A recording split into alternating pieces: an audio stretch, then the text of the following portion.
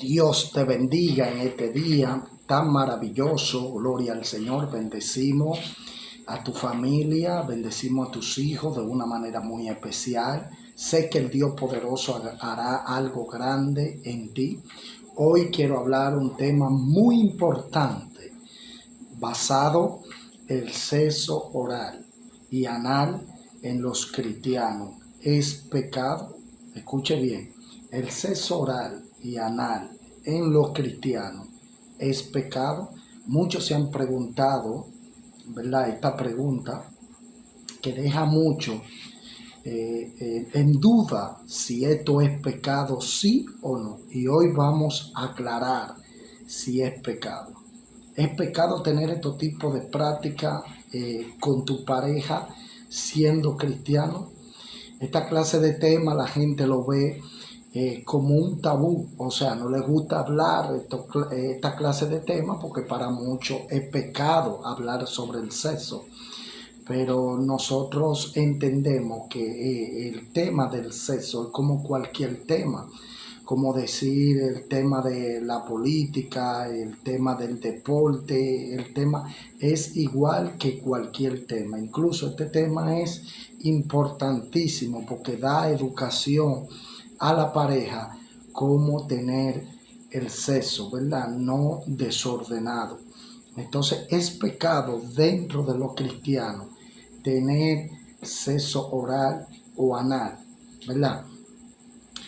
Pero nosotros al responder esta pregunta que surgen a muchos cristianos seculares, ¿verdad? Trataremos de responder esta pregunta no solamente por nuestra propia experiencia, sino por la palabra de Dios. Para muchos el sexo oral y anal es permitido para muchas personas, ¿verdad? Siempre y cuando se practique dentro del vínculo del matrimonio. Muchos lo ven normal en una sociedad cada día más liberal y moderna. Pero ¿será esto agradable a Dios? ¿Usted se ha preguntado esto? ¿Esto será agradable a Dios? ¿Qué dice la Biblia acerca de esto? ¿Verdad? Antes de proseguir este tema, quiero aclarar que no hay ningún mandato explícito, o sea, en la palabra en ningún lado explícitamente habla sobre estos tipos de temas, ¿verdad? Directo en la Biblia no hay. Que diga no tendrá sexo oral o no tendrá anal, así tan claro y tan llano, porque es pecado, o sea, no lo aclara de esta manera. Pero si tenemos abundancia de principios que prueban que Dios condena este tipo de actos, yo quiero que analicemos algunos versículos, ¿verdad?, bíblicos. Por ejemplo, la Biblia dice, honroso sea en todo el matrimonio y el lecho sin mancilla, pero a los fornicarios y a los adúlteros los juzgará Dios, según Hebreo capítulo 13, versículo 4. La palabra honroso significa algo santo, escúcheme bien, algo sagrado. El matrimonio es el acto sexual, es algo sagrado para Dios. Escuche bien, según Génesis 1, 27 al 28. Pero el matrimonio se pervierte cuando solo sirve para propósitos indignos e inmorales y pierde la cualidad de ser honroso y santo. O sea, cuando usted comienza a hacer el sexo de una manera descontrolada y de tantas cosas como el mundo, poner que en posición aquí, en posición allí, haciendo tantas cosas raras dentro del matrimonio cristiano y un desorden en cuanto a la sexualidad, ya deja de ser honroso, ya deja de ser santo. ¿Por qué? Porque Dios no le agrada estos tipos de prácticas sin control.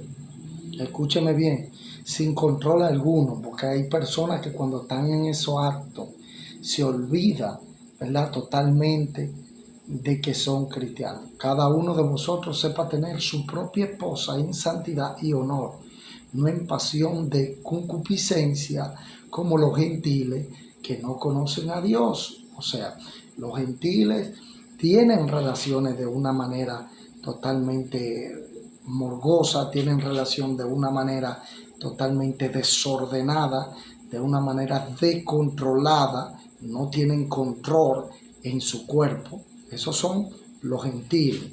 Para hablarle más claro, los impíos, los que no conocen a Dios, aquellos que son inmorales, aquellos que no tienen moral en lo que hacen. Estas personas tienen sexo descontrolado, concupiscencia, ¿verdad? Según en Tesalonicenses capítulo 4, versículo 4 al 5.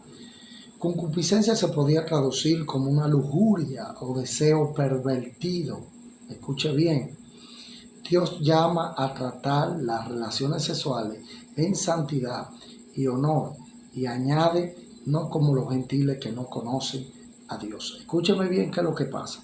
Cuando una persona está en estos tipos de actos de relaciones sexuales con su pareja, no puede ni pensar en otra persona, no puede ni estar haciendo tantas posiciones, tantas cosas, porque puede ser que entre un espíritu de lujuria, entre un espíritu que ate, ¿verdad? Tu vida con un deseo pervertido, con un deseo que no es honroso, no es santo. Entonces ahí es que tiene problemas. Dios llama a tratar las relaciones sexuales en santidad y honor. Escuche bien.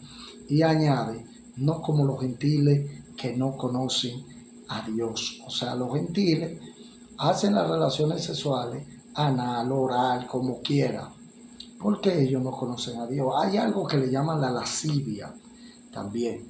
La lascivia es otra palabra sinónimo para referirse a una persona pervertida en acto sexual. O sea, cuando a alguien se le dice que tiene lascivia, es cuando es pervertido sexualmente.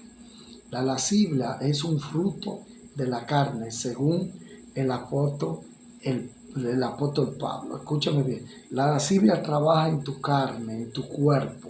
O sea, no deja que tú tengas control de tu propio cuerpo, porque una lascivia es un deseo incontrolable. Y este deseo te deja hacer la cosa, la práctica, con inmoralidad. Te hace hacer la práctica, ¿verdad? De una manera como los animales, una manera sin control. Y manifiestas son las obras de la carne, que son adulterio, fornicación, inmundicia y lascivia. Según Gálatas 5:19, me escuche bien, la lascivia trabaja así.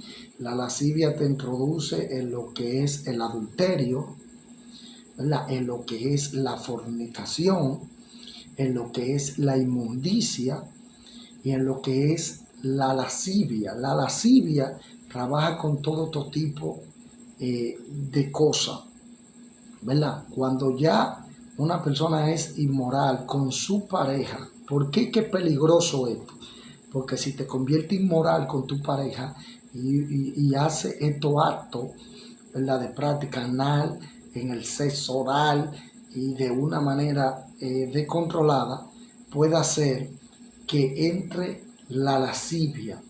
Y cuando entra la lascivia te lleva al adulterio y te lleva también a la fornicación, porque un deseo incontrolado. Varón, pero ¿cómo te va a llevar al adulterio y a la fornicación? Claro, porque comienza a mirar otra mujer que no te corresponde y comienza a desear el cuerpo, el glúteo, comienza a desear la cintura, comienza a desear tantas cosas de otra mujer que no te corresponde, y por eso te das cuenta que ha entrado, ¿verdad?, a un nivel de lascivia, a un espíritu de lascivia. Desde esta perspectiva podemos afirmar que el sexo oral y anal es pecado. La misma naturaleza nos enseña, el ano fue creado para excretar materia fecal, no para introducir algo dentro. Es el mismo principio usado con el homosexual, una desviación sexual. La mujer que permite esto se ha transformado en un objeto sexual más que una esposa. En otra palabra, están actuando peor que un animal. Escuche bien, porque hasta hoy en día los animales se reproducen de forma normal y natural, hablando de acto oral. Los animales, los análisis clínicos y médicos afirman que una buena parte de enfermedades en la boca es por causa del sexo oral. Una buena cantidad de microbios y bacterias se acumulan en los órganos genitales masculinos y femeninos. Basado en lo citado anteriormente, el sexo es tan santo y puro para Dios que el mismo acto está presente Dios, pues Dios está donde existe santidad. Escuche bien, o sea, que si no hay santidad en el acto del sexo, entonces Dios no está ahí.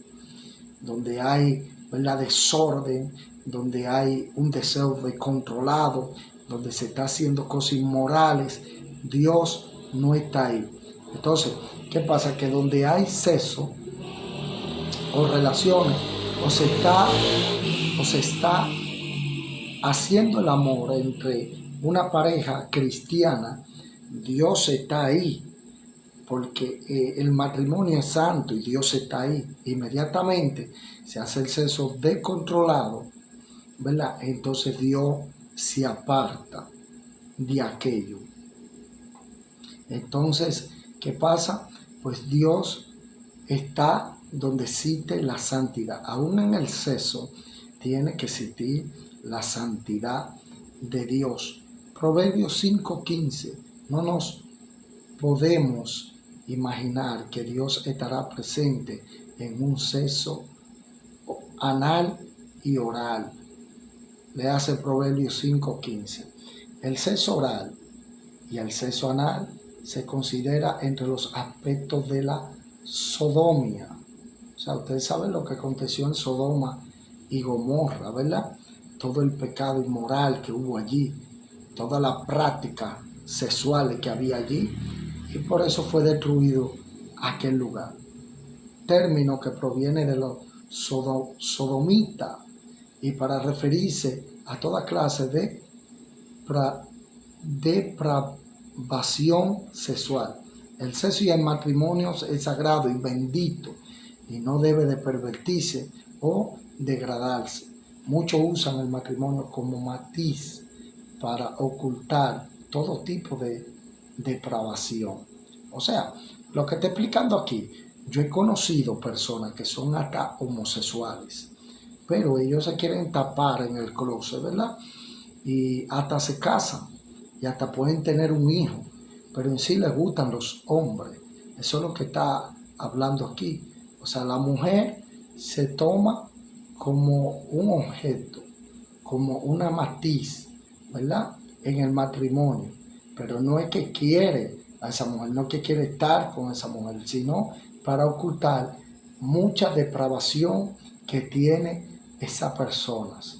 Los consejos de la sierva del Señor tampoco los podemos pasar por alto, aunque ella en la siguiente, ¿verdad?, en la siguiente manera aconsejan a las hermanas a que se cuiden y a que tengan, ¿verdad?, el sexo dentro del lecho de matrimonio sin mancilla, en santidad, delante de la presencia de nuestro Señor y Salvador Jesucristo, ¿verdad? El compromiso matrimonial cubre pecado del matiz más oscuro.